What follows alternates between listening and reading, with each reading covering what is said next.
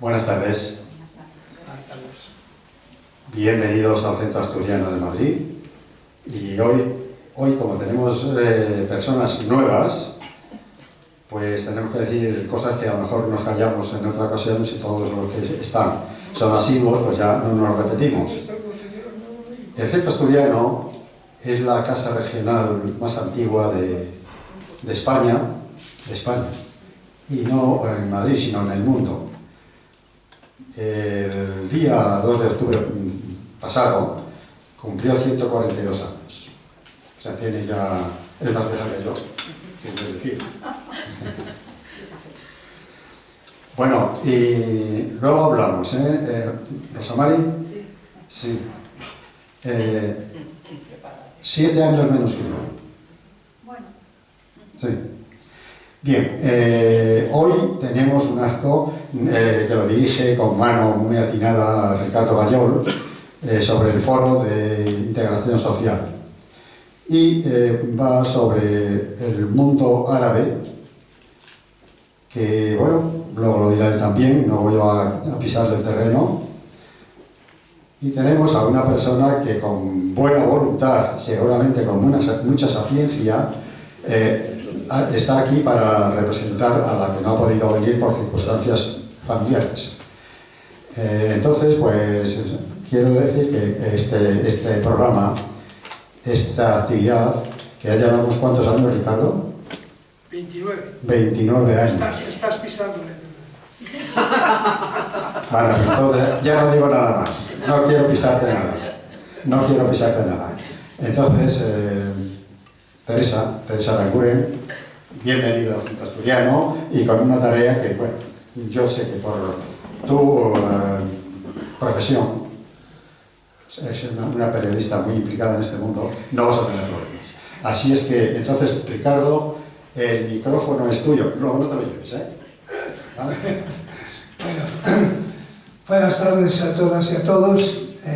Bueno, por la confianza le he dicho esto a Andrés, y hombre, después de 29 años ya tenemos un clima de confianza en este foro de integración social bastante grande. Sí, el 13 de enero hemos cumplido 29 años presentes en este centro asturiano, con un intento, pues, yo creo que sincero y no fácil, de introducir en las casas regionales elementos nuevos de debate, de discusión, de análisis sobre los temas sociales y también sobre los temas humanistas, solidarios, como el que vamos a aproximar hoy a este acto, ¿no? Pero en primer lugar yo quisiera tener un recuerdo muy sentido para Pedro Martínez Montávez, que es el padre de la que estaba anunciada como conferenciante, Rosa Martínez Liño, que es profesora de la Universidad de Málaga. Entonces, Pedro falleció el martes 14, por lo tanto no era posible que hoy estuviera Rosa con nosotros como es natural.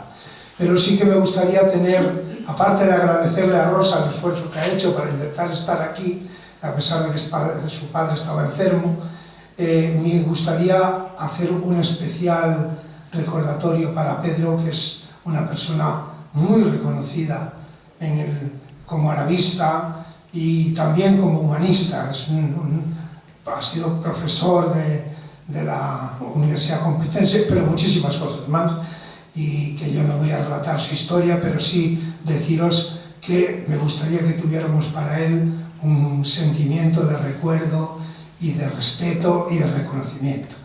Y bueno, no soy muy partidario de los formalismos, por lo tanto vamos a dejarlo en esta expresión. Y ya pasando esa página que era imprescindible en el día de hoy, pues decir que hemos tenido la fortuna de poder contar con una persona que conoce el tema que íbamos a tratar también con un grado de solvencia extraordinaria, aunque desde otra perspectiva. Rosa es una profesora de cultura árabe en general y de lengua árabe también, y Teresa Aranguren es una experta en el mundo árabe, pero desde otra órbita, la del periodismo. Teresa es una periodista de un amplísimo recorrido, pero que ha tenido una especial dedicación al mundo árabe y que también ha tenido una especial dedicación a los conflictos bélicos.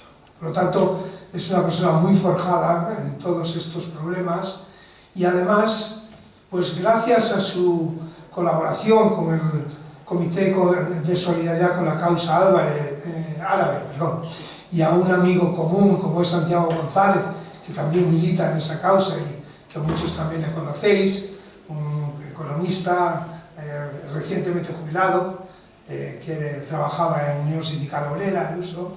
Bueno, pues él nos hizo el contacto, yo también conocí a Teresa hace años y bueno, la verdad es que ha sido una suerte poder contar con ella para no dejar vacía esta conferencia y porque también esa perspectiva que ella nos va a dar tiene un singular interés y por lo tanto, bueno, creo que vamos a contar con una alternativa excelente en eso. Y ya digo, desde el agradecimiento más sincero a Rosa Martínez Lillo, pues también se lo doy a Teresa, porque además en muy poco tiempo la hemos captado para este momento y ha sido extraordinariamente generosa. Y la generosidad es algo que todavía emociona hoy día, ¿no?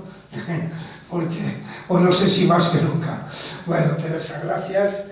Y yo te voy a dar la palabra porque creo que el tema lo puedes desarrollar tú con la, digamos, la línea que te parezca más conveniente, sabiendo que este es un foro divulgativo y que lo que pretendemos es concienciar sobre determinados temas en cada momento.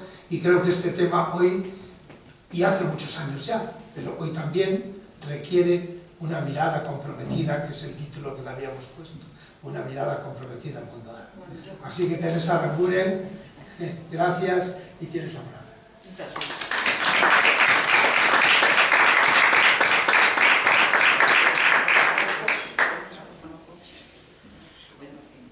Buenas tardes a todos. ¿Ay? No.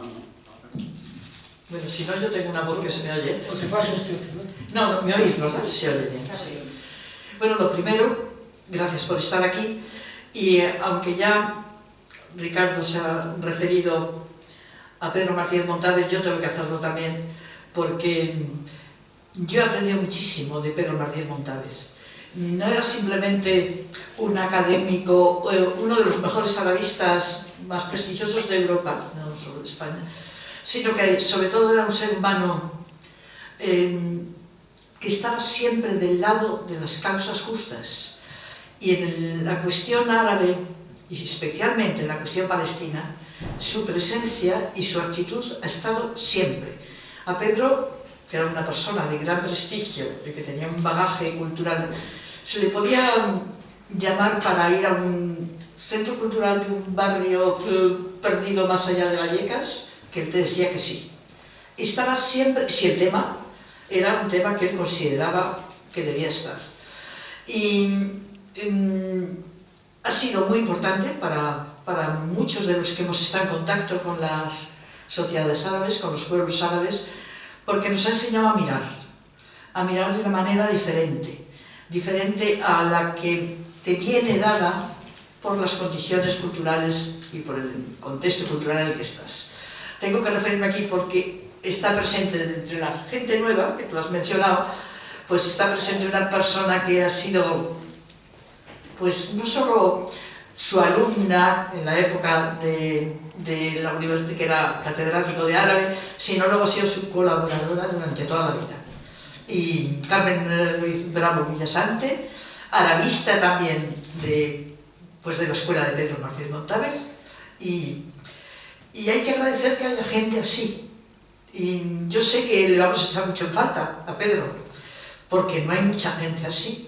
Y porque los necesitamos. Necesitamos esa capacidad de transmitir y de ser maestro, de enseñar como un maestro a a la gente que tiene alrededor. O sea que este acto, el que tenía que haber estado Rosa, su hija, pues por esta triste circunstancia estoy yo. Y ya tengo que anunciar, yo no soy académica, no tengo ese bagaje de estudios universitarios, incluso yo hice filosofía y letras, pero no hice la especialidad de semíticas, hice clásicas. Es decir, que no tengo ese bagaje que se supone que iba a estar en quien daba esta conferencia. Sí tengo, como ha dicho Ricardo, una experiencia larga de contacto con los pueblos árabes de Oriente. Esto también lo voy a matizar, del Oriente árabe.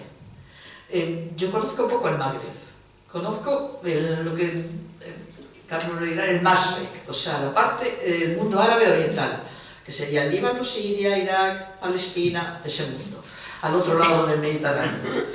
Y hago esta precisión porque ya me parece importante hacerla, porque una de las características de la percepción que desde el lado de acá, desde el occidente, se tiene de lo árabe y, por extensión, de lo islámico, tiene mucho que ver con una percepción que yo suelo llamar la mirada colonial. No tenemos colonias ya, pero seguimos teniendo mirada colonial, que tiende a cosificar al otro, a verlo como un todo monolítico, porque algo que caracteriza toda sociedad y todo fenómeno humano es la diversidad, porque los seres humanos somos cada uno. Entonces, aunque los españoles tenemos unas características que se pueden definir como propias de lo español, eso no quiere decir que seamos ni similares muchas veces, ni mucho menos iguales. Cuando se mira hacia y se analiza y se percibe el mundo árabe islámico desde aquí, si no se está alerta y nos intenta hacer un ejercicio de revisión de nuestras nociones, se tiende a ver todo como algo monolítico. Por ejemplo, hablamos de la situación de la mujer en el mundo árabe.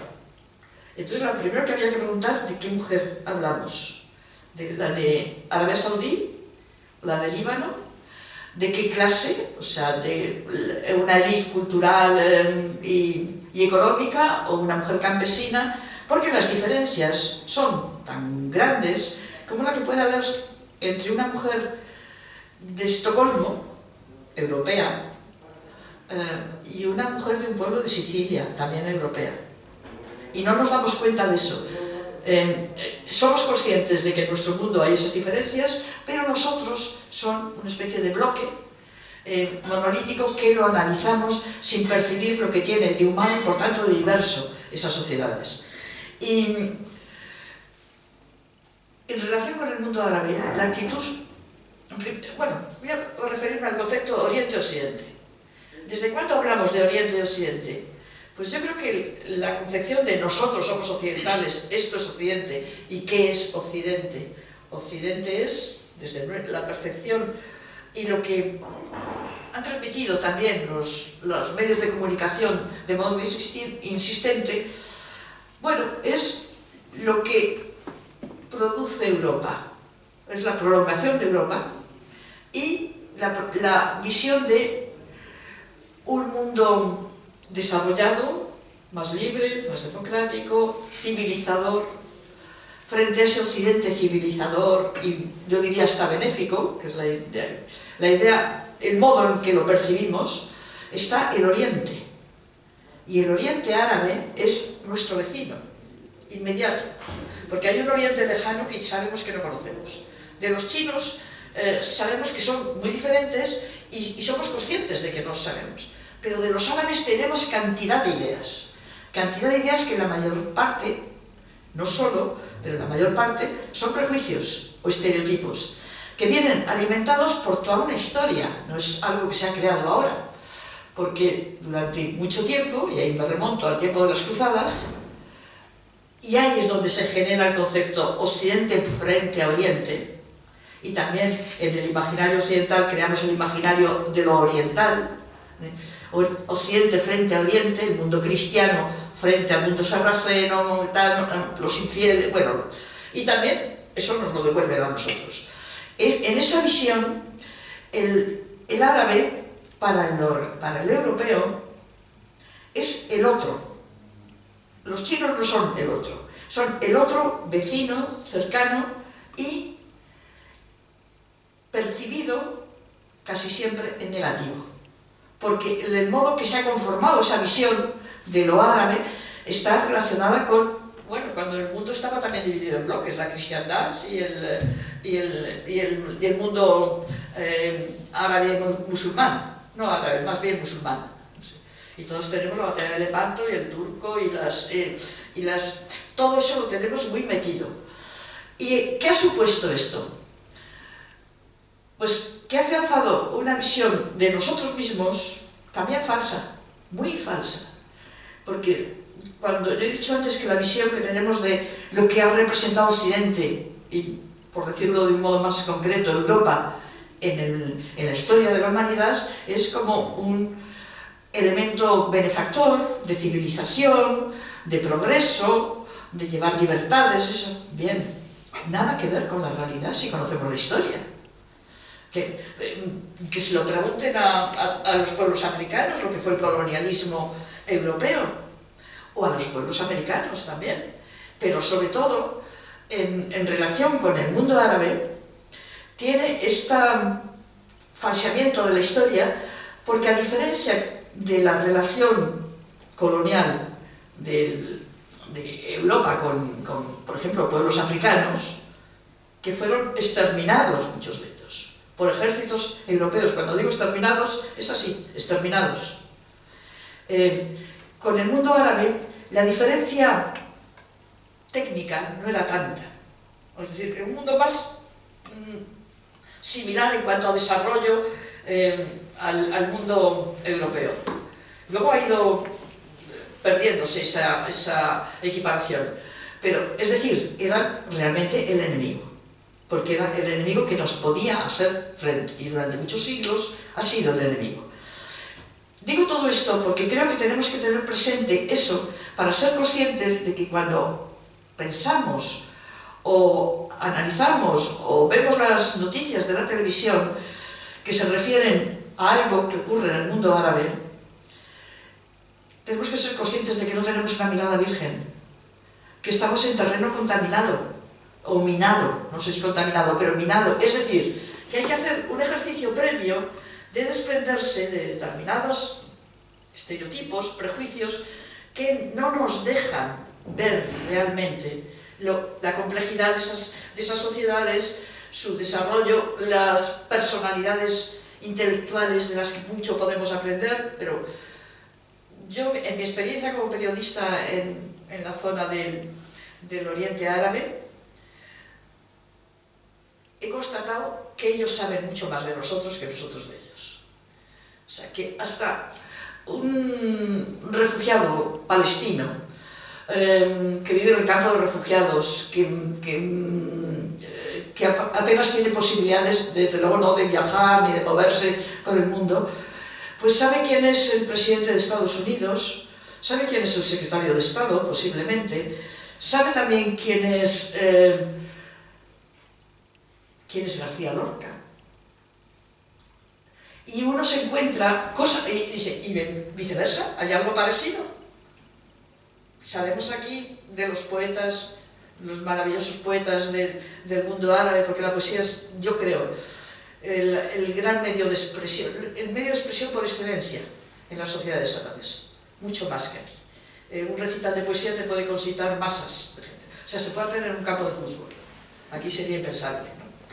Pues yo me he encontrado, por ejemplo, en mi experiencia como periodista, estando en Bagdad, en los días previos, no a la invasión del 2003, sino como Irak ha sido machacado durante tanto tiempo, a una operación de unos bombardeos punitivos que hubo en el 98. Era Clinton presidente de Estados Unidos. En el 98, en las Navidades del 98, lo recuerdo, y bueno, y eran esos momentos que se estaban con lo de los inspectores de la ONU, no sé qué. Y durante los días previos la duda era si se iba a parar los bombardeos. Algunos ya sabíamos que nos iban a parar porque estaban decididos previamente, hicieran lo que hicieran los iraquíes, pero bueno. Y en las calles de Bagdad iba con el equipo de Telemadrid, yo trabajaba entonces para Telemadrid, debo decir, una Telemadrid que no tiene nada que ver con lo que fue después, ¿eh? Era una muy buena televisión pública. Sí, hay que recordarlo porque, claro, luego llegó Esperanza Aguirre y aquello ya no se parecía a nada. Bueno, pues recuerdo que íbamos haciendo este típico reportaje en el que pregunta, ¿usted qué cree? ¿Que van a bombardear? Que no, a la gente de la calle, ¿no? Y de repente se nos acercó un hombre. Ya llevaba años el bloqueo sobre Irak, un bloqueo atroz que había arruinado a la mayor parte de las familias. Y se notaba, este hombre era un hombre que vestía con la chaqueta un poco raída, pero muy limpia, es decir, se notaba que era una persona empobrecida, pero era una persona culta por el modo en que se dirigió a nosotros en inglés, nos habló en inglés, y me dijo esta frase, yo lo suelo contar muchas veces. Primero nos preguntó si éramos españoles, nos había oído hablar, ¿no? Y me dice, yo amo España porque un país que tiene a alguien como García Lorca es algo grande. En una calle de Bagdad y no en una universidad de Bagdad.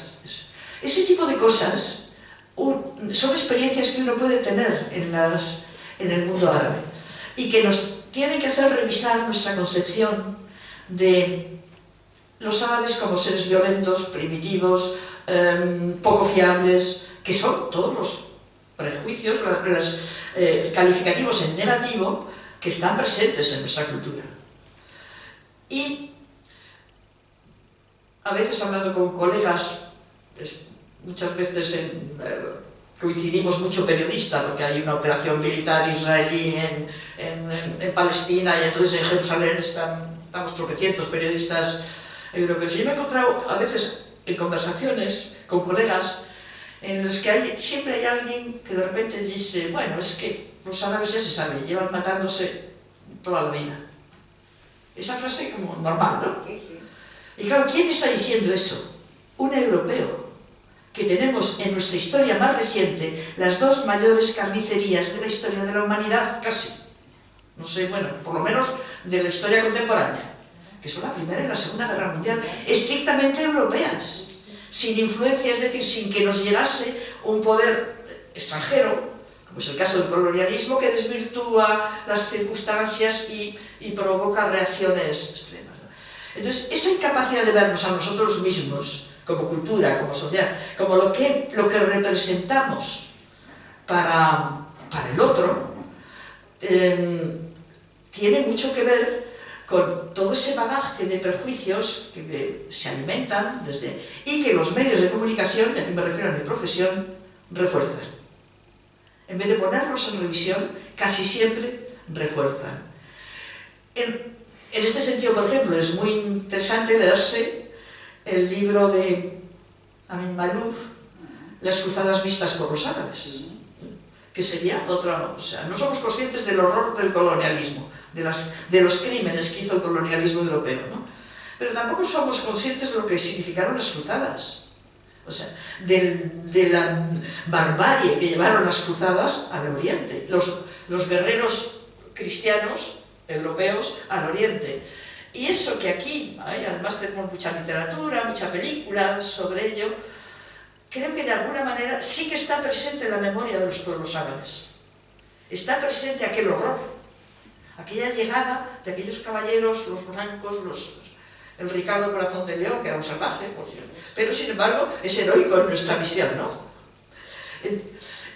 Entonces, ¿cómo hacer revisión de todos estos conceptos y estas actitudes que tenemos para poder ver de una manera más adecuada a la realidad lo que son esas sociedades que son nuestros vecinos? En el estereotipo que tenemos de lo árabe, recientemente, tenemos sobre todo lo árabe como amenaza. Lo árabe homologado a lo islámico. Y aquí hay que decir, por ejemplo, quizá en el Magreb no es así, pero en el Oriente Árabe, yo, lo que conozco del mundo palestino, libanés, eso, que lo árabe no es lo mismo que lo islámico, y hay que saber lo árabes que son los cristianos árabes de la zona. Y por ejemplo, en toda la historia del movimiento de liberación palestino o del movimiento de liberación árabe, es decir, frente al dominio colonial, la presencia fundamental de intelectuales cristianos. Y eso aquí no se percibe. Por ejemplo, que antes, en la época del conflicto con Irak, bueno, y que termina en la invasión de Irak y todo esto, el vicepresidente era cristiano, Tarek Aziz, y era un personaje muy importante, primero porque hablaba un inglés que parecía de Oxford, y era una especie de caballero árabe, ¿no? Pero por mucho que sean estos datos, no se cambia la percepción. Árabe, amenaza islámica. Y eso está ligado, muy metido. Yo también recuerdo, en la redacción de Telemadrid, viendo unas imágenes de la festividad de los chiitas en Irak y en Irán, del Muharram, que van dándose golpes así, casi con un ritmo como musical, van dándose latigazos. Y entonces uno de mis compañeros dice, pero qué bestias. Y claro, yo dije, bueno, aquí tenemos esto como se llama, cantidad de celebraciones en Semana Santa que son atroces también, si las miras así, o simplemente las procesiones de los encapuchados, se llaman encapuchados, no lo sé. Bueno, que da mucho miedo, o sea, alguien que no se conozca, que esté fuera de nuestra cultura, ve eso y dice, madre mía, ¿qué es esto, no? Entonces, pero yo sé que en el fondo se queda pensando, es lo mismo, que no es lo mismo. Porque el prejuicio suele ser más poderoso que la realidad, dura más, es muy difícil de erradicar. Y esto no quiere decir que no haya razones, especialmente últimamente, para tener prevención o pensar que claro que hay riesgo de que el fanatismo islámico que existe ponga una bomba aquí, o en París, o los atentados de la estación de Atocha. Y eso es terrorismo hecho islamista. Existe. Lo que pasa es que también existe un terrorismo hecho por cristianos, que se nos ha olvidado. En la matanza de la isla esta noruega, es que se no hace nada. Era un supremacista blanco, ¿no? Que fueron 80 y tanto, era una celebración, una especie de acampada de jóvenes, de las juventudes socialistas, ¿era Suecia o Noruega? No me acuerdo, era Suecia, ¿no? Era Noruega, vale. En una de estas islas, y bueno, pues un supremacista ario, ¿por qué protestaba este hombre? Porque claro, la sociedad, los socialistas noruegos estaban dando entrada a muchos árabes, estaban contaminando esta Europa blanca y civilizada, y bueno, en nombre de eso, pues mató a casi 80 jóvenes con una ametralladora, o sea que... Es decir, que este tipo de fenómenos sabemos que existen en el mundo islámico y existen en nuestro mundo también. Y ahora que tenemos un fenómeno de ascenso de la extrema derecha en Europa, pues deberíamos estar un poco sobre aviso de que no podemos hacer equiparaciones en las que el otro, y en este caso el otro es el árabe, el musulmán, sea alguien básicamente amenazante para nosotros, porque no es así la realidad. Y cualquiera que haya tenido unos vecinos en su barrio o haya ido a una consulta médica, porque hay muchísimos médicos árabes en nuestra seguridad social, y haya tenido la suerte, yo siempre recomiendo, si puedes, un médico árabe, porque te va a tratar muy bien, porque tiene muy metido el sentido de la medicina como desde una perspectiva humanista y del cuidado en la medicina.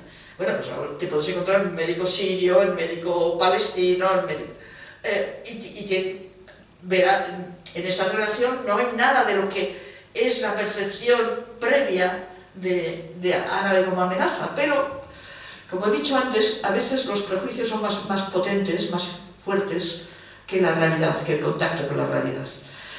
Hay también otra visión cada vez más extendida, también porque han surgido muchos expertos, no sé de dónde salen tantos expertos en el Islam. Y entonces la idea de que el Islam es una religión que conlleva la violencia, eso también está muy metido. Y que la violencia está escrita en el Corán. Eso. Claro, si uno conoce la Biblia, sabe que en todo el Corán no encontrarás frases tan atroces como algunas que hay en la Biblia. Y digo dos, por ejemplo. No dejéis con vida nada de lo que respira, dice Yahvé. Aniquiladlos a todos, jebuseos, bueno, da el listado de cananeos, no sé qué, y termina diciendo algo así, es orden de Yahvé. O sea, es un llamamiento al exterminio de otros. Y cuando dicen nada de lo que respira, se refiere también a los animales, ¿eh? Bueno, especifica, no dejéis con vida nada de lo que respira, hombres, mujeres, ancianos, recién nacidos, y luego continúa con el ganado también, las vacas, no sé qué. Esto lo pone en la Biblia, no lo pone en el Corán. Ahora, no analizamos los episodios de la historia europea en función de que la Biblia tiene escenas y episodios atroces. Sin embargo, sí pretendemos analizar las circunstancias de las sociedades árabes como algo que viene directamente porque hay una frase en el Corán que dice combatir a los infieles. No sé si lo dicen, pero supongo que algo así lo puede decir en alguna parte del Corán.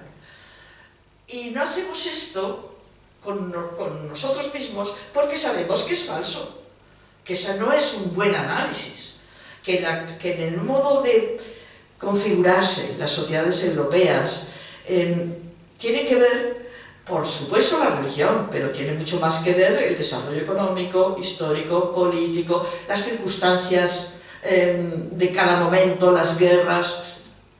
Y en el mundo árabe, pues igual. Y también sabemos que no es lo mismo hablar de la trayectoria, eso, pues qué sé yo, de los países bálticos, que de la trayectoria de la sociedad española. Todo esto, ya sé que a lo mejor parezco muy negativa, pero creo que forma parte de un velo, de una pantalla que distorsiona la realidad a la hora de percibir desde acá la realidad de las sociedades árabes. Estoy intentando decir sociedades árabes porque también a veces me parece más adecuado decir sociedad que pueblo, porque los pueblos, bueno, tienen, claro que existen como pueblos, pero las sociedades son algo más complejo, parece que siempre es algo más complejo y más diversificado. Y creo que un ejercicio que necesitamos como sociedad occidental y europea es revisarnos a nosotros mismos, estar alerta de nuestros prejuicios, porque históricamente hemos sido terribles. Digo hemos, en la medida en la que formo parte de esta cultura. Evidentemente no tenemos, los que estamos aquí, no tenemos responsabilidad en lo que se hizo en el Congo belga o en el dominio o en la conquista de América, ¿no? Pero sí creo que tenemos la obligación de ser conscientes de ello y mirar de otra manera a las sociedades que son nuestros vecinos y son un espejo que nos devuelve la imagen nuestra también.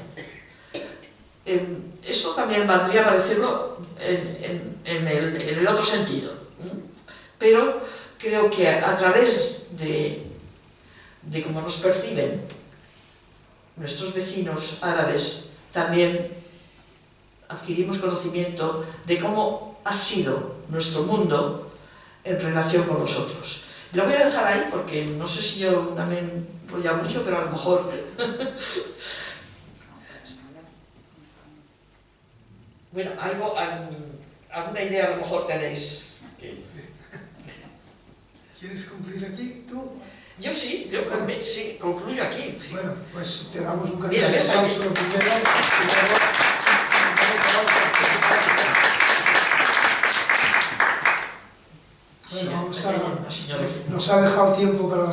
quieras, ¿eh? Sí.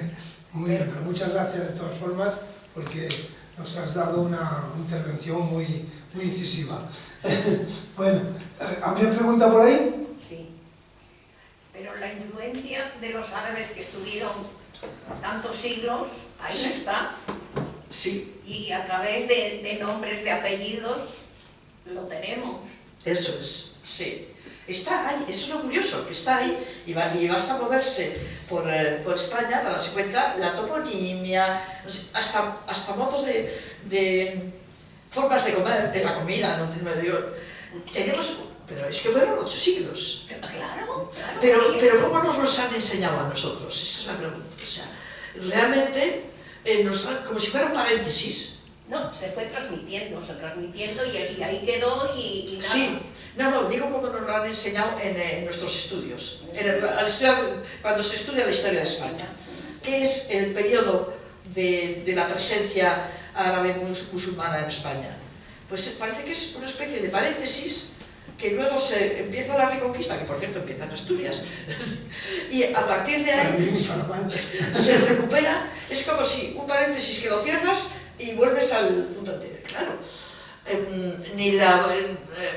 lo que significaba Al-Ándalus, o sea, esa sociedad tan luminosa que fue la de Al-Ándalus en un momento en el que el mundo cristiano era muy bárbaro.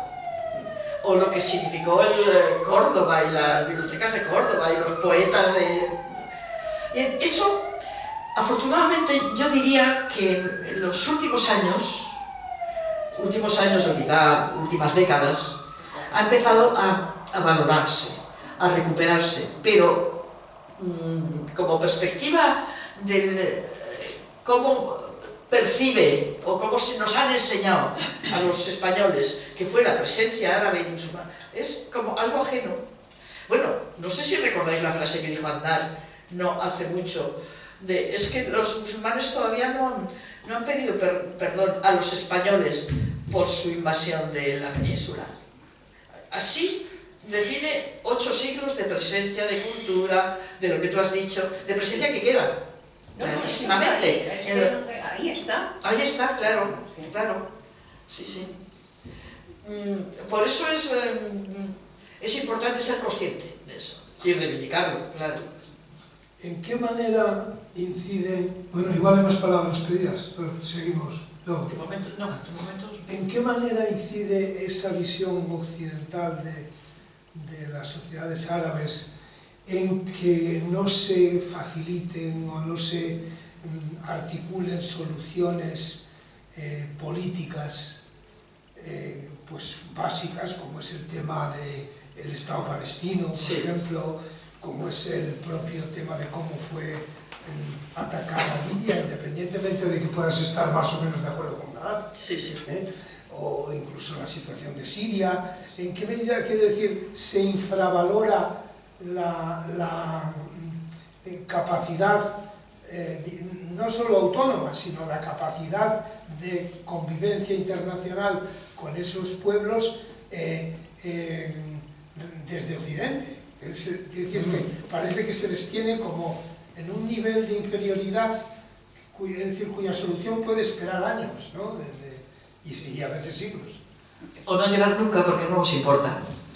En el tema de Palestina, es un tema que yo siento muy cercano. Bueno, tienes un libro además sobre Palestina. Tengo 2, bueno, tengo 3. Contra el olvido, es que no recuerdo el tercer título. Sí, hay, bueno, Palestina, el hilo de la memoria, que por cierto, es un libro que se han hecho varias ediciones, estaba ya muy agotado, y gracias a Carmen Ruiz Bravo, que además de revista es una magnífica Vamos a editora. dar un aplauso a ella al final. Sí.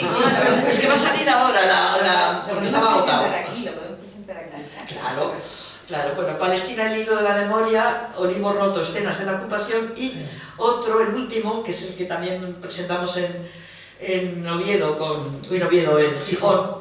Nunca confundas Oviedo con Gijón. No, yo sí, bueno, yo sí que es bueno. Es como confundir Donosti con Bilbao. Yo creo que es peor todavía.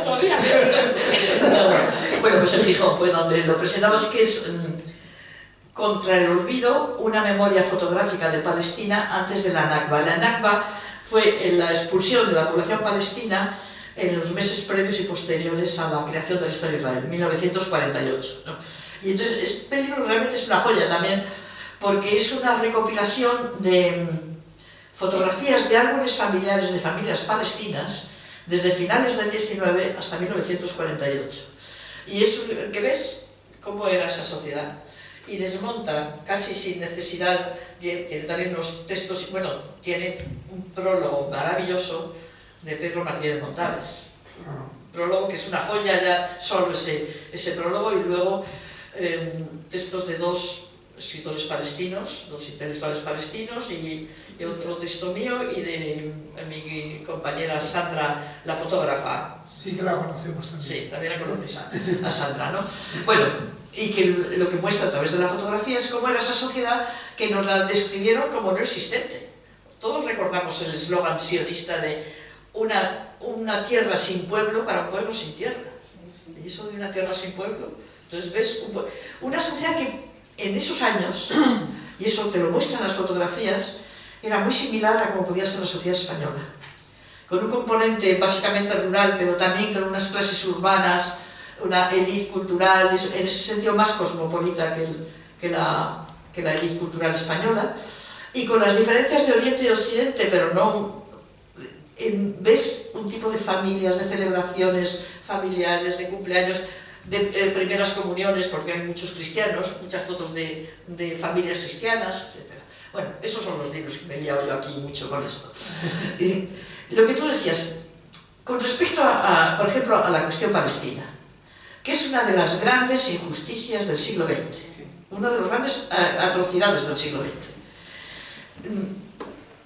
Ahora que estamos tan volcados en la defensa del derecho internacional, y lo digo como entre comillas, en relación con Ucrania, volcados enviando armas, dinero, lo que sea, porque Rusia ha invadido Ucrania, y tenemos Palestina bajo una ocupación militar atroz desde hace décadas, es decir, no solo está invadida, sino está ocupada, y un país como Israel, que no solo mantiene esta ocupación atroz sobre Palestina, sino que ha invadido no una, sino varias veces el Líbano, su vecino al Líbano.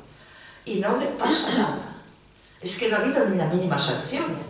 Es que no ha habido nada para esto. En el caso de Palestina, pues cada vez la situación es más atroz, porque ya no es simplemente que esté el ejército israelí ocupando lo que quedaba de Palestina, Cisjordania, Gaza, Jerusalén, es que están colonizando. Entonces están construyendo nuevos asentamientos, y cuando digo asentamientos es que a veces podemos pensar que, bueno, son unas cuantas chales, los israelíes suelen hacer eso en plan propagandístico, es que es una urbanización. O sea, cada asentamiento supone ejército israelí rodeándolo, en plan de protección. Supone carreteras solo para colonos, de asentamiento a asentamiento, por los que no puede ir la población palestina. Uno se puede recorrer Cisjordania, si es un colono, por magníficas carreteras o autopistas que llevan de una colonia a otra. Asentamiento y colonia es lo mismo, y por las que no encontrarás ni un palestino. No puedes ver palestinos. Eso es apartheid. Y eso está ocurriendo ante las narices del mundo desde hace años y no pasa nada. Y eso tiene que ver en algo con lo que yo he dicho, pero no solo, evidentemente. Luego hay razones geoestratégicas, y Israel no es simplemente un aliado de Estados Unidos, forma parte de Estados Unidos, ¿sabes? A veces no sabes quién es el que manda a quién. Con respecto a otras cosas, por ejemplo, tú has dicho los bombardeos sobre Libia. ¿Por qué no hay reacción a eso? Porque en el fondo, la población, aunque la opinión pública dice qué barbaridad eso, no provoca una reacción política importante. Porque en el fondo está presente esa idea, bueno, estos pueblos no son como nosotros, no tienen los mismos derechos, esa es la mirada colonial. No, a veces no, son aliados, otras veces son obstáculos, pero no tienen la misma categoría humana que nosotros. Por lo tanto, vale, no está bien que se les maltrate, pero no hay que crear tanto problema. Si no, recordáis, hubo un momento en el que hubo un despertar de la opinión pública que fue en los días y meses previos a la invasión de Irak, en 2003. Las manifestaciones de contra la guerra, porque la gente se daba cuenta que aquello era infumable y que no había... Y eso que todavía no se había demostrado totalmente que no había armas de destrucción masiva. Yo siempre he sostenido que se invadió Irak porque se sabía que no tenía armas ni de destrucción masiva ni de las otras. Es decir, no tenía capacidad de respuesta. Por eso no hubo problema. Pero hubo una respuesta de la opinión pública. No consiguieron convencer a la opinión pública de que aquello era necesario. Pero después, ¿qué ha pasado? No ha pasado nada. Nadie ha planteado ni siquiera una condena verbal a Estados Unidos. No ha pasado absolutamente nada. Ni una pequeña sanción. ¿A alguien se le ocurre, ahora que estamos con las sanciones a Rusia, de bloquear la compra de petróleo a Rusia, todo eso? Bueno, algo parecido a una sanción a Estados Unidos. Y no es simplemente bien, ¿esto por qué es? Porque Estados Unidos es muy poderoso, es la gran potencia, pero también porque las sociedades de Occidente no reaccionan, no lo ven como algo atroz, lo ven como, bueno, está mal, pero no se pasa de ahí. Y una vez que ocurre, pues ¿qué se le va a hacer? Entonces, todo eso está muy en el trasfondo de nuestro modo de enfocar las relaciones con el mundo árabe, con los pueblos del otro lado del Mediterráneo, no solo el mundo árabe, también está el mundo iraní, y sobre todo de nuestro papel en el mundo. Ahora es un momento, además, en el que esto se percibe de una manera muy clara, porque estamos en una situación con la invasión rusa de Ucrania en la que parece ser que estamos dispuestos a todo. Ahí era una tercera gran guerra europea. ¿En nombre de qué? De la defensa del derecho internacional. Y sin embargo, mantenemos unas relaciones espléndidas con Israel, que forma parte de instituciones, de organismos europeos y eso, y en un momento además en que en Israel hay un gobierno de extrema derecha, uno de cuyos partidos, de los partidos que forman la coalición, y sobre todo el partido del político que ha ganado más en votos en estas últimas elecciones, que es el de un partido, el nombre no me acuerdo ahora, es un nombre corto, pero el nombre de su partido sí, es sionismo religioso. Muy radical. No es que sea radical, es que tiene en su programa la expulsión de todos los árabes de lo que es Israel. O sea, de los que quedaron en territorio israelí, donde la población, quedó un porcentaje de población palestina que lo ha ido creciendo, esos son los árabes israelíes, porque en la terminología israelí no utilizan el término palestino, son árabes israelíes, que tienen ciudadanía israelí, pero no forman parte, es que hay una distinción ahí, hay una ley, la ley de la nación judía, por la que son ciudadanos pero no nacionales. Porque Israel es para la nación judía, por lo tanto los no judíos, sean musulmanes, cristianos, es decir, todos los palestinos que quedan ahí, no forman parte de la misma manera. Y lo que propone este partido es expulsarlos. Y no. Y tiene relaciones con el resto de gobiernos europeos, le invitarán cualquier día, a lo mejor la señora Ayuso le invita a visitar Madrid, qué sé yo. O el Parlamento Europeo. Entonces, claro que sí, que esta percepción está en el trasfondo, no es la única razón. Pero luego, como mano de obra sí que les viene bien, ¿no? Como mano de obra les viene bien, exactamente, en Israel, pero cada vez están poniendo más trabas. La población palestina, estrangulada económicamente y eso, que iba a trabajar en Israel. Eso ha funcionado mucho en los años 80 y 90, pero últimamente le pone mucho límite, hacen casi imposible que vayan palestinos a trabajar a territorio israelí, porque lo están sustituyendo por población filipina, oriental, del Extremo Oriente.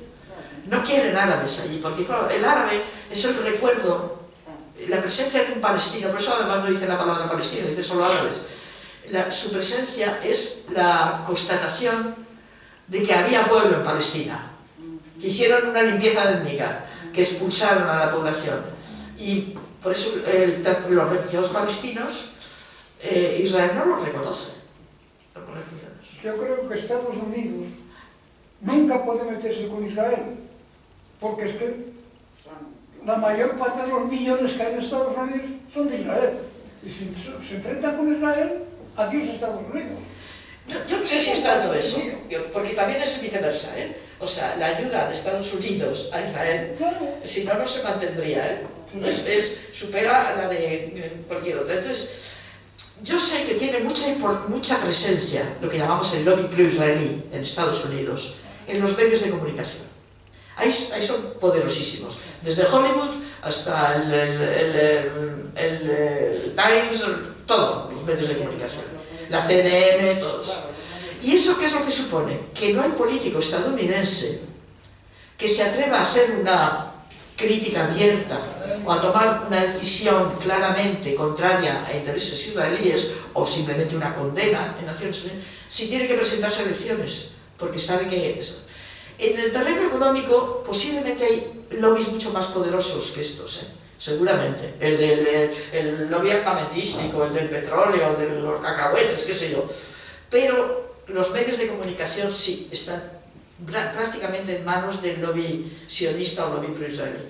Eso es cierto. Eso es la fuerza, porque claro, lo manejan, lo manipulan. Oye, si Europa es terrible, ¿eh? Europa no denuncia nada de eso, no es capaz de una denuncia, por lo menos, una denuncia, o sea... Yo creo que Europa además cada vez más, y ahora con esto más, es lo que diga Estados Unidos. Y eso es terrible, porque parecía que había un despertar antes de la invasión rusa de Ucrania y antes de todo esto, que podía haber un camino en que Europa, bueno, se hablaba de crear el ejército europeo, bueno, que ya no dependiese tanto, claro, después de la época Trump. Claro, es que en la época Trump, bueno, si aquí no, Europa no se desvincula de esto, ¿dónde vamos, no? Y parecía que sí, que había... Yo a veces pensaba, bueno, pues algo bueno tiene Trump, lo único bueno que tiene es esto, que nos está haciendo ver como europeos que hay que desvincularse de eso, pero... Que contra Trump vivíamos mejor. Sí.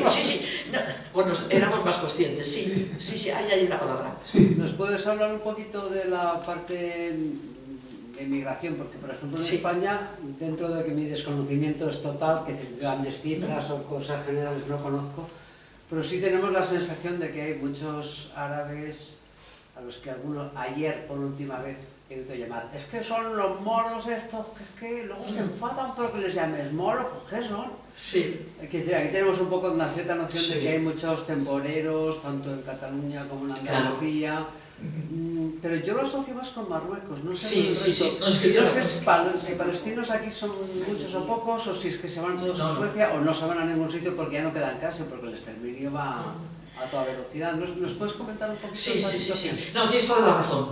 O sea, el emigrante económico árabe básicamente viene del Magreb. Sí. El palestino que ha llegado aquí, estaban en unos, no sé, vinieron muchos en los años 70, después de la guerra del 67, básicamente vinieron a estudiar.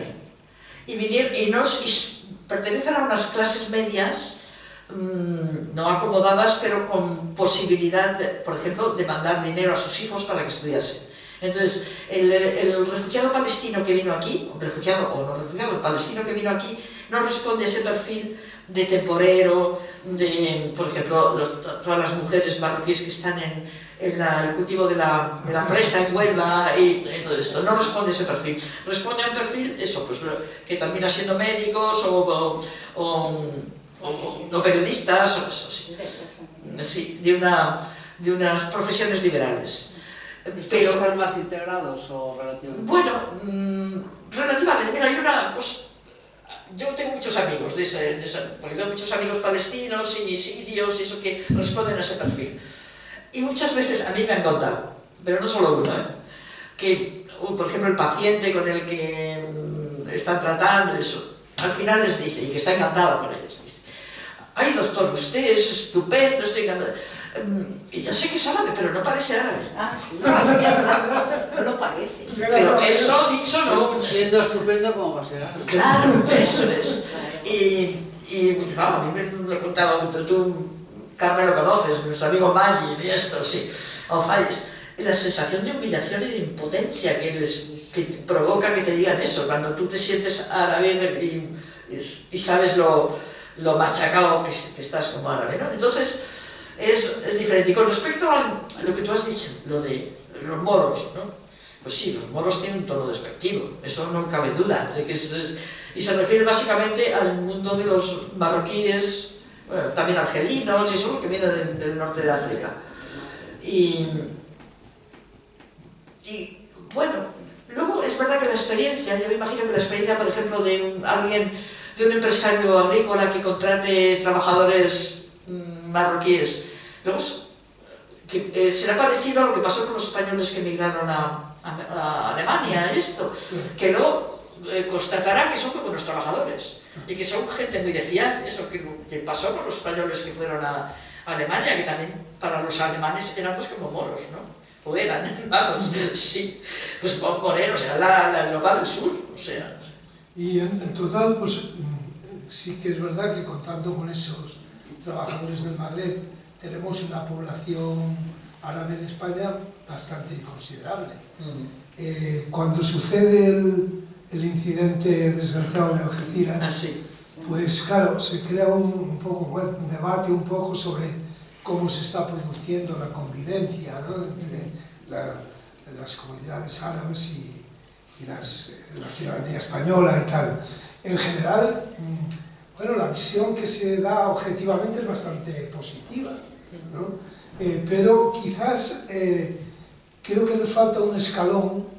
Bueno, tú lo has ido señalando muchas otras cosas, pero incluso con esta población que está aquí como bastante presente, ¿no?, y numéricamente importante, de cómo avanzar hacia la interculturalidad, hacia una interculturalidad que sea ya un poco, digamos, como superación, superación incluso de una multiculturalidad que convive, sino que sea algo más, que nos sintamos todos ciudadanos del mismo nivel, ¿no? Entonces, ¿cómo ves tú? ¿Cuál crees que es el estado de la cuestión ahora mismo? Pues malamente, lo veo mal. Entre otras cosas porque entre nosotros, lo he mencionado antes, está ascendiendo el discurso de la extrema derecha. Entonces, por ejemplo, este incidente de Algeciras, que es muy triste, pero evidentemente estamos hablando de una persona con problemas mentales graves. O sea, no es su condición de marroquí lo que le lleva a eso, es su condición de esquicie mental, posiblemente enraizado o motivado también o acentuado por su situación de estar sin papeles, de precariedad económica y todo eso, sin duda, pero desde luego no todos ni muchísimo menos el estar sin papeles, que hay mucha gente que lleva a coger un cuchillo, una katana y ponerte a... Entonces, ese tipo de fenómenos pues los ha habido siempre, como cada 2 por 3 oímos que en Estados Unidos ha habido uno que se ha subido a una azotea con una... Claro, y de ahí no decimos que todos los estadounidenses matan gente, ¿no?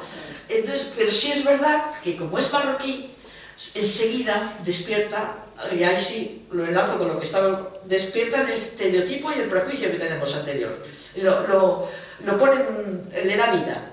Y eso está ahí. Y luego, además, en este momento, como sociedad española, tenemos un problema con el discurso de la extrema derecha. Es que la extrema derecha está alenta. Uno de los elementos claves del ascenso de la extrema derecha es su discurso sobre la migración. Y tiene que ver con presentar la migración como una amenaza para nuestra condición de españoles, somos españoles muy españoles, y como somos españoles muy españoles tenemos que ser blancos y cristianos. Entonces eso, más allá de los votos que saquen, el problema es que su discurso impregna también, por ejemplo, el discurso de la derecha, digamos, no extrema. ¿Qué es lo que tenemos aquí en Madrid? ¿Cuál es el discurso de la señora Ayuso? Pues es que es muy parecido. No podemos llamarlo extrema, por favor. es muy parecido a esto. Entonces, hay determinados mecanismos mentales que están siendo reforzados ahora, no solo en España, es un fenómeno europeo. Sabemos luego el auge del partido de Marine Le Pen en Francia, lo de Italia, lo vimos. Entonces hay un reforzamiento de esta visión de que nosotros, los europeos, y luego además hay un discurso muy peligroso, bueno, que está también en algunos intelectuales ultraderechas, que es la de, es que tiene un término que se me ha olvidado ahora como la sustitución, bueno, que como sociedades europeas blancas y de herencia cristiana estamos en peligro porque nos están sustituyendo la emigración de otras culturas. Y básicamente cuando decimos eso es el mundo árabe e islámico. Y eso está funcionando en Francia, en los países nórdicos, como discurso de que estamos en peligro porque están llegando en masa, nos invaden, Una de las cosas cuidaron es que a nuestros dicen... hijitos. Limpian lo que no queremos. Ya no, Carmen, que hay otra señora que quiere. Uno de los argumentos que yo he oído es que, claro, es que nos están invadiendo las mezquitas. O sea, las mezquitas es que nos comen, o sea, ya no hay tanto templo cristiano, ya no sé, o sea, que son más las, según ellos, las mezquitas, el prejuicio de la gente que cree eso, que es que vamos, que ahora ya la iglesia, las iglesias, pues son minoría frente a las mezquitas. Y a lo mejor en su barrio tienes una mezquita como mucho y hay 4 iglesias, pero si no hay prácticamente. sí, claro, uno pasea por Madrid y no está yendo de minaretes, está claro que no. O sea que, sí, pero es verdad. Salvo la M30, que es llamativa, sí, pero bueno. Llamativa, pero realmente. Pero es verdad, está ese discurso, sí. ¿Qué decías, Carmen? No era un comentario al paso, pero ya que seguimos con este tema, el papel de Arabia Saudí, de tipo de sociedades como esa, que están... donde hay élites potentísimas, que parece que se quieren cultivar llevando allí nuestros partidos de fútbol, de nuestros es un decir, claro, míos no, partidos de fútbol y no sé qué, todo eso, ¿qué repercusión puede tener? ¿Simplemente económica o puede ayudar en algo o puede empeorarlo todo? Yo creo, desde una perspectiva de lo que afecta al mundo árabe, yo lo veo en negativo. Es decir, quiere decir que los países del Golfo, que hasta, yo no sé, diría hasta finales hasta los 90, sí, no representaban un papel político, tenían un papel económico y un papel en cuanto a influencia del Islam más rigorista y eso pero no representaban, no eran importantes políticamente en términos geoestratégicos, ahora lo son. Y eso tiene que ver con Israel. O sea, a Israel le ha interesado... Siria fue, históricamente, el corazón, Siria y Egipto, el corazón del nacionalismo árabe. El corazón... Mira cómo está Siria, miremos cómo está Siria, y Egipto como está con una dependencia total, económica y política de Estados Unidos. Los países del Golfo podían permitirse ir a su bola y que las mujeres no puedan conducir o tengan que estar, como siguen, y nunca hemos tenido problemas con ellos. O sea, nunca se ha hecho un discurso de esto no se puede consentir. O sea, ¿a quién se le hizo la guerra desde Occidente? A Nasser. Que representaba el nacionalismo árabe y un resurgir y una modernización del mundo árabe. Hablo del año 56, ¿no? 56. Y sin embargo, unas ideas bastante avanzadas. Claro, evidentemente. Si uno ve, por ejemplo, imágenes de la época de Nasser, pues las mujeres pues van vestidas como vamos nosotros ahora. No todas, pero las mujeres de la ciudad y eso. Hasta luego. Pero, sin embargo, Arabia Saudí siempre ha sido el aliado privilegiado de Occidente. Y nunca su falta de respeto a los derechos humanos, la condición de la mujer, ha sido obstáculo para mantener unas relaciones políticas y económicas privilegiadas. Eso se ha acentuado cuando ha entrado en juego Israel, viendo que ese era el flanco por el que podía dividir lo que hasta el momento se mantenía como una postura común del mundo árabe, que era no reconocer a Israel hasta que, esto fue en el año 2002, la cumbre de Beirut del 2002 de la Liga Árabe hizo una oferta de paz a Israel que consistía que Israel se retirase, o sea, que terminase la ocupación de los territorios ocupados en la guerra del 67, que es Cisjordania, Gaza y Jerusalén Oriental, y todos los países árabes aceptaban reconocer la existencia de Israel, establecer relaciones diplomáticas, eso. O sea que esa oferta la hubo en el 2002, pero eso no interesaba. Vamos, nunca, al día siguiente, es que fue al día siguiente o 2 días después, Israel invadió Cisjordania, de nuevo hizo una operación atroz. ¿Y qué es lo que ha supuesto esta predisposición de los países del Golfo? Que quieren entrar por la puerta grande en el mundo occidental, o sea, quieren que sean reconocidos también como sociedades válidas y respetables y eso. Y bueno, pues a través de Israel lo están consiguiendo dividir al mundo árabe mucho más, abandonar a los palestinos mucho más y ser aceptados sin problemas, o sea, sin que se reivindiquen los derechos humanos a la hora de relacionarnos con ellos. Y qué bien admite Europa el uso del deporte, por ejemplo, como ese elemento de enganche, de convivencia con esos mundos, ¿no? Sin entrar en absoluto en sus condiciones jurídicas y de derechos humanos, lógicamente, vamos. Y cómo crecientemente hay una ida y vuelta ahí. No solo se hacen competiciones deportivas, ya no solo de fútbol, que también de otros deportes. En Arabia Saudí se ha hecho el Mundial ahora en Qatar, pero como estos dueños de estos jeques árabes que compran equipos en Inglaterra, en Francia, bueno, es de ida y vuelta, quiere decir que es una... y cómo eso les encaja perfectamente en ambas realidades, en la europea y en la de estos países, ¿no? Y eso, yo por eso me he alabado mucho la intervención de Esteban Beltrán. Supongo que está aquí Manuel con nosotros. Se acaba de ir hace un momento. Esteban Beltrán, director general de Amnistía Internacional, fue invitado a una entrevista en el programa de máxima audiencia deportiva de España, que es el Carrusel Deportivo de la Cadena SER. Entró una noche, la noche del 15 de enero, hizo una presentación extraordinaria sobre cuál era la realidad de estos países que acababan de tener todos grandes eventos deportivos, ¿no? Entonces me pareció bien porque al menos tuvo un espacio ahí de contraste en un lugar de audiencia. Y hombre, eso es una siembra importante, ¿no? El poner la mano, el dedo en la conciencia de lo que realmente está pasando.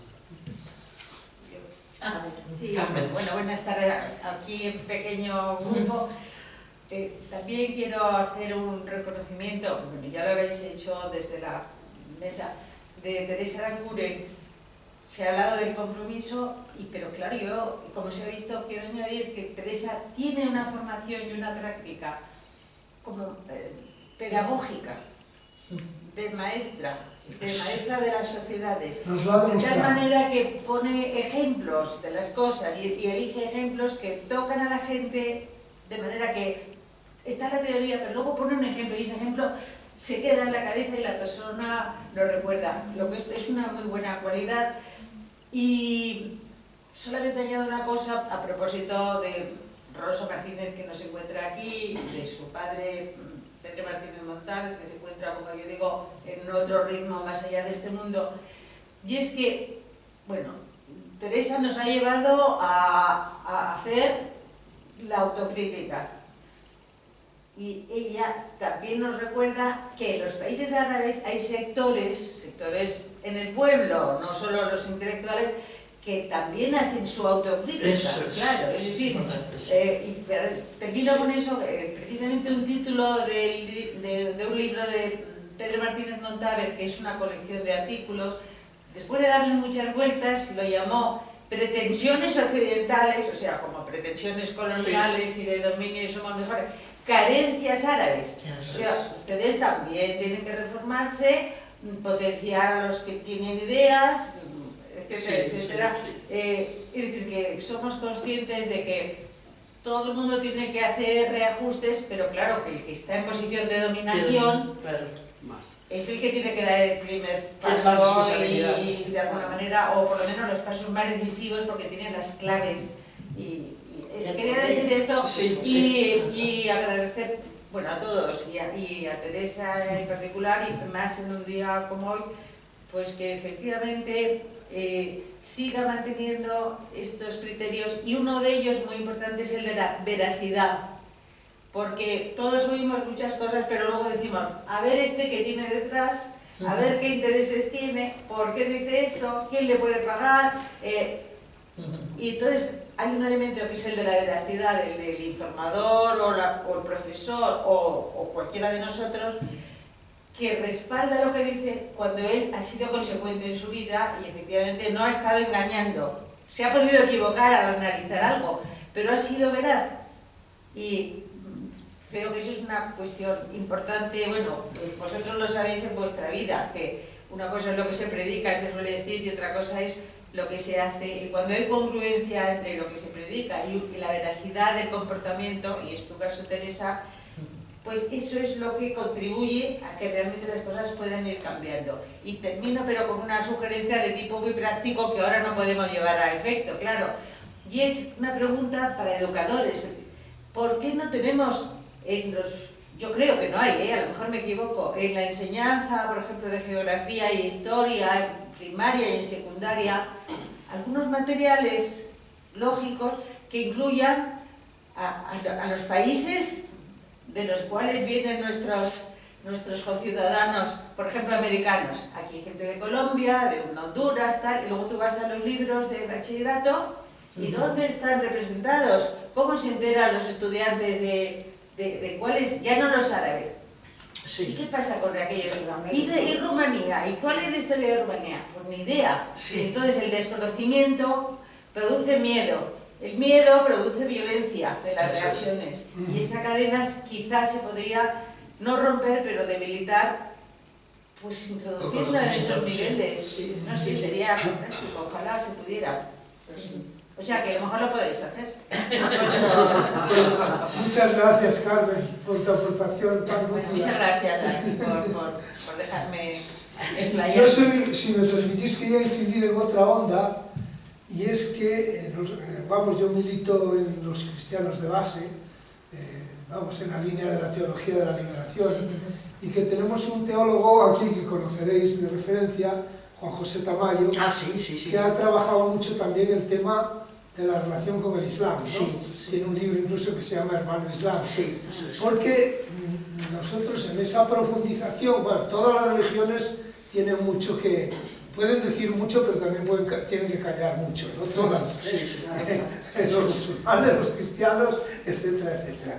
Y entonces él encuentra en el Islam, en determinados teólogos del Islam, ha encontrado una especie de teología de la liberación también. Quiere decir que, bueno, a lo mejor no va exactamente en el mismo ritmo que la cristiana, porque cada uno tiene sus tiempos y su historia, pero que tiene un valor importantísimo y que desde luego ayudaría mucho a desmitificar cosas del Islam que están asumidas como si fueran verdades absolutas, ¿no?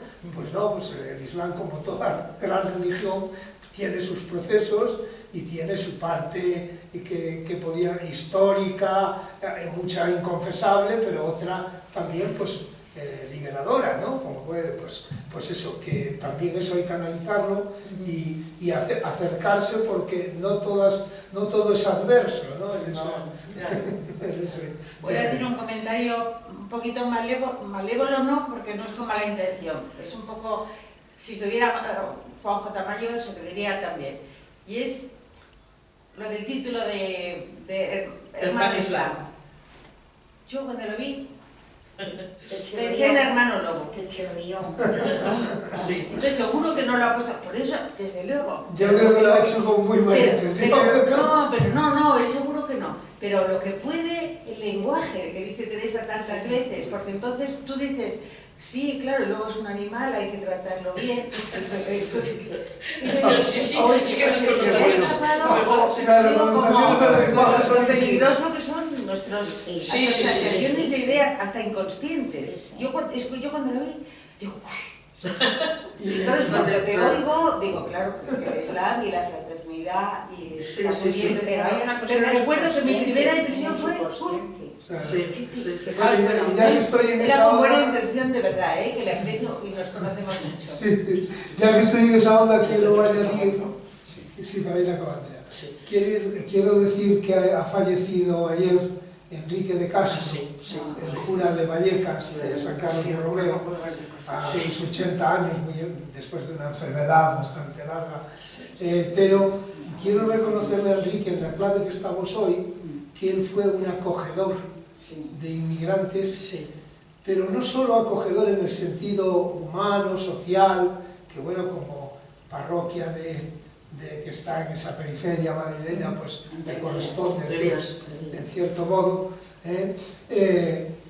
sino que es que él en sus celebraciones incluía a varias religiones. Es decir, no era solo celebración, él era un cura, era un párroco, pero no incluía en sus celebraciones, y hacían, las eucaristías que hacían eran de una diversidad cultural tan grande que todos participaban, todos los inmigrantes participaban en ellas de una manera completamente activa, natural.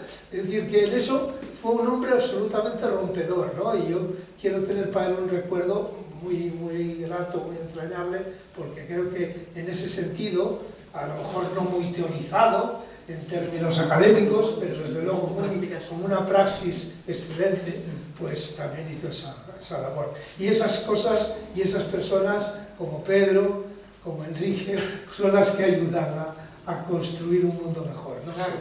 Quería... Sí, Ricardo, es que estaba en la despedida de Enrique de Castro al mediodía con Evaristo y mucha gente. En la Almudena, ¿no? Sí, en la Almudena, pero quería contaros una cosa a raíz de lo que tú has dicho. Él concitaba a todo tipo de personas, ateos, cristianos, musulmanes, de todo tipo. Y entonces su hermana, que debería ser su hermana, yo no la conocía, pero me han dicho que era la hermana, le ha dicho, cuando íbamos a entrar a esa pequeña capilla donde se hace la despedida del féretro, pues le ha dicho a la encargada que quitara el crucifijo, porque Enrique estaba abierto a todos.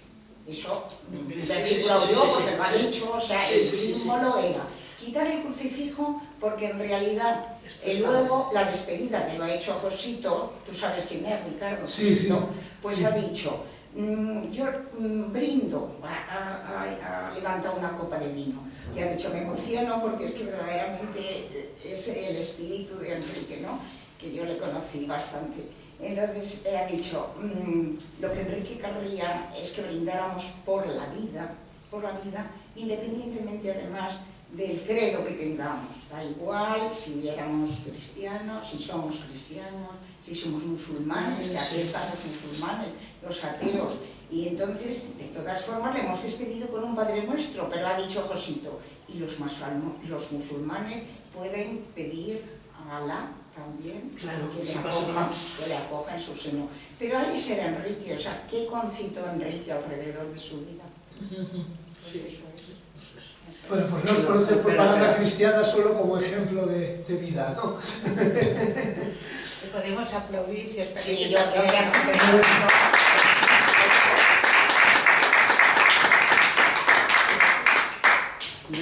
quería enunciar un tema que ya no es hora para... ¿Perdón? ¿Qué? No, quería enunciar un tema que no es hora para desarrollarlo ya, porque entiendo que ya estamos acabando. Sí. Pero sí, yo por dejarlo abierto en el aire, por si tenemos otra oportunidad, que es el siguiente. A mí me cuesta mucho cuando el debate evoluciona hacia es que estos árabes, es que cómo tienen a la mujer. Entonces me gustaría entender las claves para poder defender, para poder apoyar o para poder decir, pues mira, ahí se equivocan.